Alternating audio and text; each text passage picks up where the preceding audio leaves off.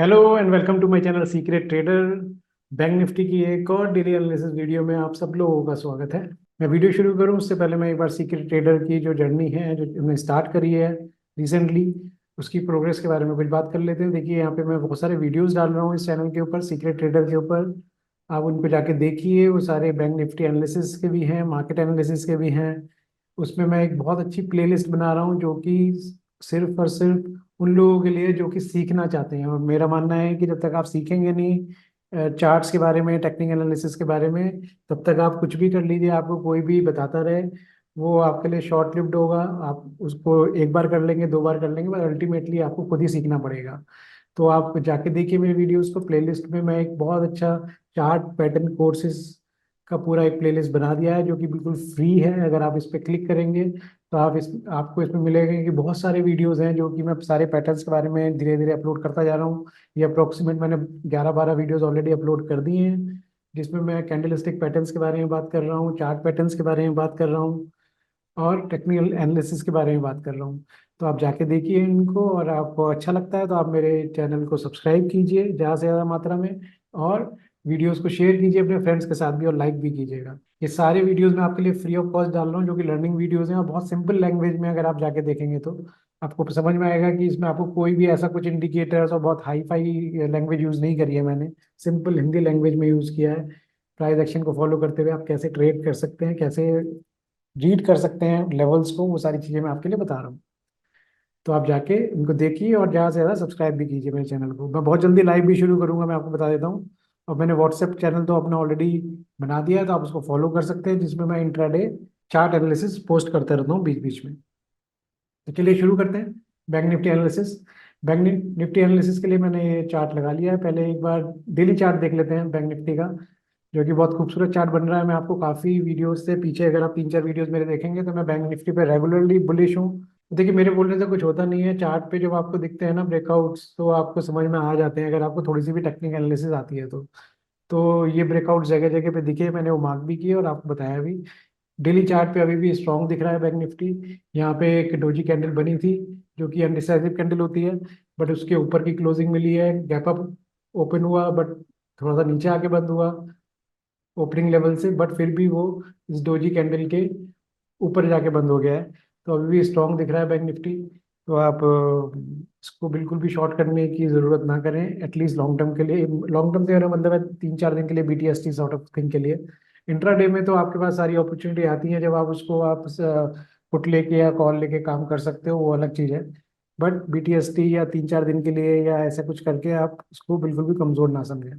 तो अब इसको थोड़ा देर छोटे टाइम फ्रेम पे चलते हैं, 1 आवर पे चलते हैं। 1 आवर पे देखिए आप, ये यहाँ पे कितनी अच्छी तेजी मिली है। यहाँ पे रेगुलरली ऊपर जा रहा है, आपको कोई भी एक डिसाइसिव डाउनफॉल नहीं मिला है। यहाँ से ग्रेजुअली ऊपर ही चलता चला गया, इस ट्रेंड लाइन को फॉलो करते हुए, अगर आप देखेंगे तो।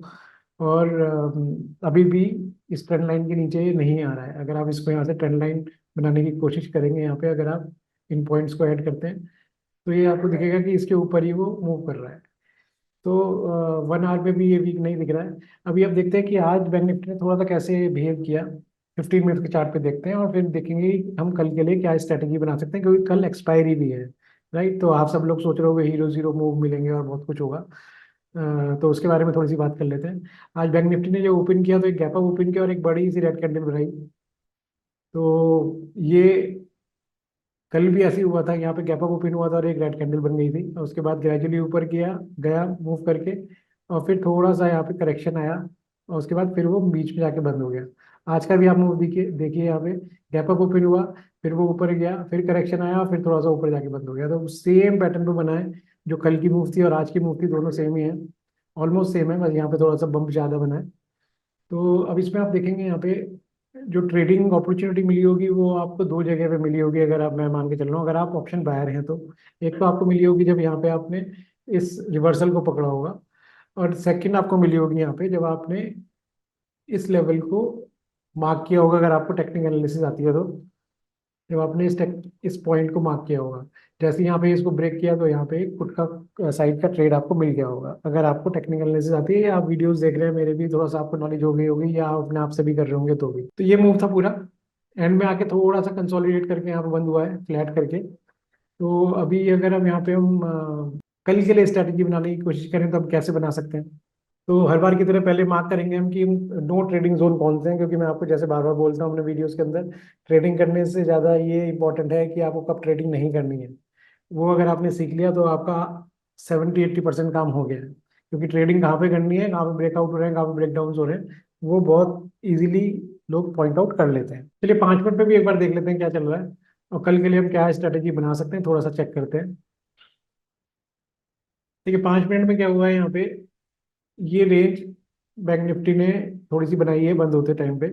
तो अगर आपके पास ये रेंज बन रही है 48,775 से लेके 48,683, 100 पॉइंट की रेंज है, तो इस 100 पॉइंट के बीच में अगर कहीं पे खुलता है तो आप ये this is your no trading zone. आपको कोई ट्रेड इसमें नहीं पॉइंट करना है, इसको मूव कर देने दीजिएगा, कंसोलिडेट करने दीजिएगा। और जहाँ पे भी ये जिस तरफ का भी ये मूव ब्रेक करता है यहाँ पे, उसके बाद आपको ट्रेड लेना है। अगर वो ऊपर करता है तो ऊपर की तरफ, और नीचे करता है तो नीचे की तरफ। अब अगर ये इस रेंज को तोड़ेगा यहाँ पे तो क्या होगा, अब रेंज को तोड़ने के बाद अगर ये नीचे की तरफ तोड़ता है यहाँ पे 680 की रेंज को, या आप इसको राउंड फिगर में 650 मान सकते हैं, तो इमीडिएटली ये पॉइंट करने की कोशिश करेगा 500 तक। तो ये 500-550 तक आने की कोशिश करेगा, जो कि ये वाला पॉइंट है अगर ये नीचे की तरफ ब्रेक करता है। और अगर ये ऊपर की तरफ ब्रेक करता है तो इमीडिएटली आपको जैसे पता ही है यहाँ पे 950 का आपके पास एक पॉइंट मिल रहा है, जहाँ पे कि आपको रेजिस्टेंस मिलेगा इस ब्रेकआउट का, जो इस छोटी सी रेंज का ब्रेकआउट है 5 मिनट्स के ऊपर। तो ये यहाँ तक जाके रुक जाएगा। तो आपको इस रेंज के अंदर ट्रेड नहीं करनी है, इसको ब्रेक करने के बाद ऊपर की तरफ या नीचे की तरफ ट्रेड करनी है। तो एक आपके पास सेटअप हो गया ये वाला। अब दूसरा सेटअप, अगर यहाँ पे नहीं खुलता है, गैप अप या गैप डाउन होता है, तो हम देख लेते हैं क्या होगा। देखिए अगर गैप अप होता है और गैप अप यहाँ पे, क्योंकि अभी करंटली जो आज के दिन बंद आया है वहाँ पे 48,710 के पास आया है। तो अगर यहाँ पे 800 850 के आसपास यहाँ पे इस एरिया में कहीं पे खुल जाता है, जो कि ये वाला एरिया है यहाँ पे, तो अगेन आपके लिए यहाँ पे नो ट्रेडिंग बन जाएगी, क्योंकि यहाँ पे इमीडिएट आपको रेजिस्टेंस मिल रहा होगा 48,900 के पास का। तो ये छोटा सा एरिया है, तो आप इस पर ट्रेडिंग ना करें। तो अगर ये यहाँ पे कहीं पे ओपन होता है तो अगेन आपके लिए नो ट्रेडिंग जोन होगा। आपको वेट करना पड़ेगा इस पॉइंट पे जाके क्या कर रहा है। अगर यहाँ पे जाके ब्रेक करता है इसको, तो इमीडिएटली आपको बाई नहीं करना है। मैं आपसे गुजारिश करूंगा कि एकदम बाई मत करें जब तक कि एक कैंडल क्लोज होने के बाद दूसरी कैंडल शूट नहीं होती। अगर दूसरी कैंडल भी उसका हाई ब्रेक कर रही है तो आप इसको ट्रेड कर सकते हैं लॉन्ग साइड की तरफ। और अगर ये नहीं करता है इसको ब्रेक करके और नीचे आ जाता है, तो आप इसको नहीं करेंगे, फिर इसी रेंज में कहीं पे कंसोलिडेट करेगा और ज़्यादा। तो फिर जो रेंज बनाता है, प्राइस एक्शन बनाता है, वो आपको चेक करना पड़ेगा। अगर ये इस प्राइस एक्शन बनाने के बाद नीचे की तरफ ब्रेक करता है, तो फिर अगेन आप नीचे की तरफ ट्रेड ले सकते हैं। और आपका फर्स्ट इमीडिएट सपोर्ट बनेगा यहाँ पे 48,700 का। उसके बाद बनेगा अगेन ये नीचे वाला यहाँ पे 48,580 का, या 550 का आप ले सकते हैं। बहुत ज़्यादा नीचे की बंदी नहीं देख रहा हूँ मैं, क्योंकि यहाँ पे मेरे को अभी भी स्ट्रॉन्ग लग रहा है bank Nifty long term charts के ऊपर। तो ये हो गया गैप अप पे जब अगर आप ट्रेड करेंगे तो। अगर गैप डाउन हो जाता है, गैप डाउन होता है और यहाँ पे कहीं पे ओपन होता है, इस एरिया में कहीं पे ओपन हो जाता है, जो कि एरिया है 680 से लेके 580 के बीच में, इस एरिया के बीच में अगर ओपन हो जाता है, तो अगेन आप यहाँ पे ट्रेड नहीं करेंगे। इस एरिया में ट्रेड नहीं करना है गैप डाउन के बाद। आपको वेट करना है कि ये वापस गैप डाउन के बाद ये ऊपर की तरफ चलना शुरू करता है, और अगेन ये वाला लेवल तोड़ता है तो ऊपर की तरफ आप ट्रेड करने की कोशिश करेंगे।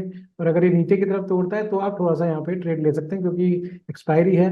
तो एक बहुत शार्प मूव आपको मिल सकता है, जो आपको लेके आ सकता है यहाँ पे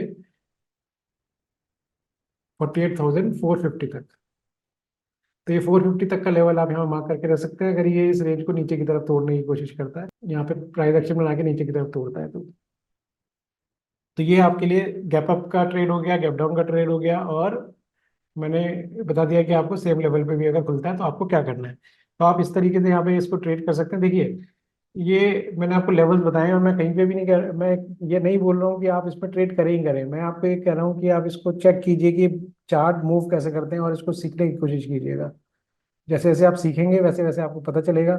जैसे कि मैं इसको, अगर आप लॉन्ग टर्म चार्ट पे, जैसे मैंने आपको बोला है कि मैंने इसमें लॉन्ग टर्म चार्ट में बुलिश हूँ, तो अगर लॉन्ग टर्म चार्ट पे आप चलेंगे यहाँ पे, तो मैं डेली चार्ट पे एक बार दोबारा से दिखाता हूँ आपको कि क्यों मैं बोल रहा हूँ ऐसा बुलिश हूँ।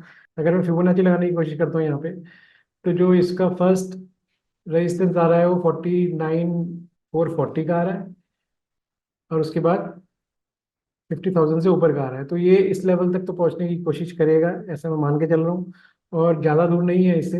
49,400 का मतलब है यहाँ से कि 600-700 पॉइंट की तेजी, जो कि एक्सपायरी वाले दिन कभी भी हो सकती है।